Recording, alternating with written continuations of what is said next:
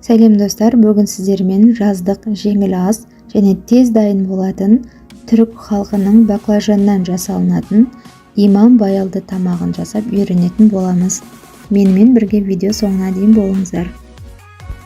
Бізге 4 штук баклажан керек болады. Алдымен баклажандарымызды жақсылап жуып, керек емес жерлерін пышақпен тазалап аламыз. Баклажандарымыздың сыртын видеода көрсеткендей зебра пішіндес қылып ашып аламыз.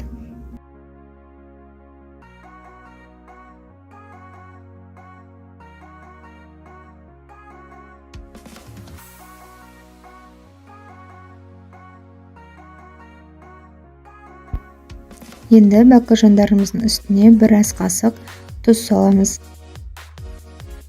Баклажандарымыздан ащы дәм шығып кетпеу үшін үстінен 1 литр жылы су құйып шетке алып қоямыз. Келесі бізге 4 штук помидор керек болады. Кейбіреулер помидордың сыртын аршу үшін үстіне қайнаған су құйып қойса, маған осылай қолмен пышақпен аршып алған ыңғайлы болды.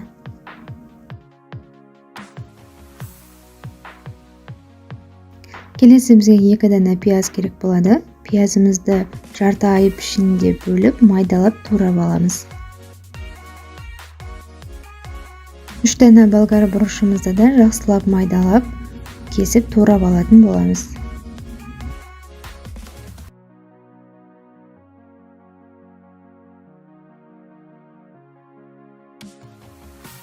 Үш 4 дана сарымсақтарымызды да қолмен езіп, майдалап турап шығамыз.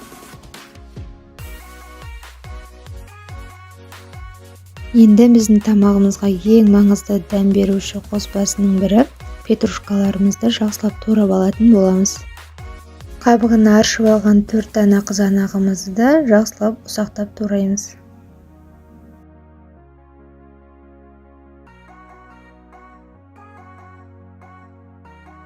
Енді соусымызды дайындайтын боламыз. Ол үшін 1 кесе суға 2 ас қасық томат пастасын салып араластырамыз.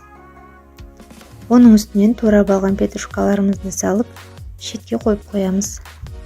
Соусымызды араластырып алған соң, қазанымызға 1,5 немесе 2 ожау май құйып қыздырып аламыз.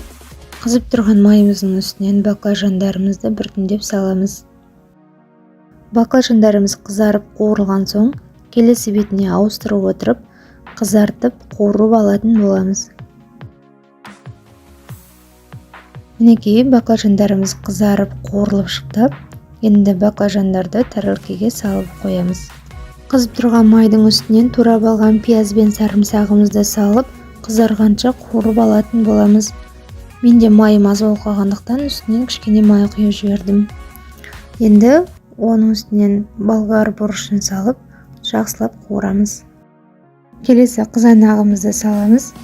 Араластырған соң, үстінен 1 шай қасық тұз және 1 ас қасық шекер саламыз. Шекер салатын себебіміз қызанақтың қышқыл дәмі тамақты жегенде сезілмей кететін болады.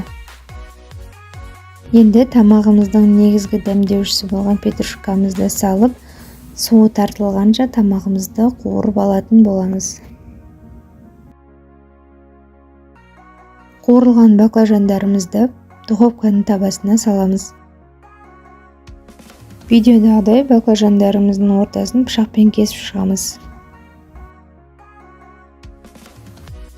Енді баклажанымыздың ішіне салмасын салу үшін қасықпен тегістеп шығамыз. Егер ішінде дәндері болса, алып тастаймыз, себебі жегенде ыңғайсыздық тудыруы мүмкін. Қуырып алған салмасын баклажанымыздың ішіне салып шығамыз.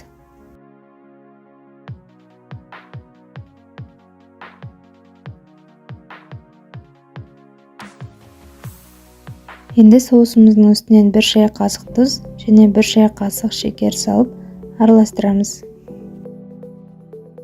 Соусты баклажандардың үстінен құйып, духовкада 180 градуста 30 минутқа қойып пісіріп алатын боламыз.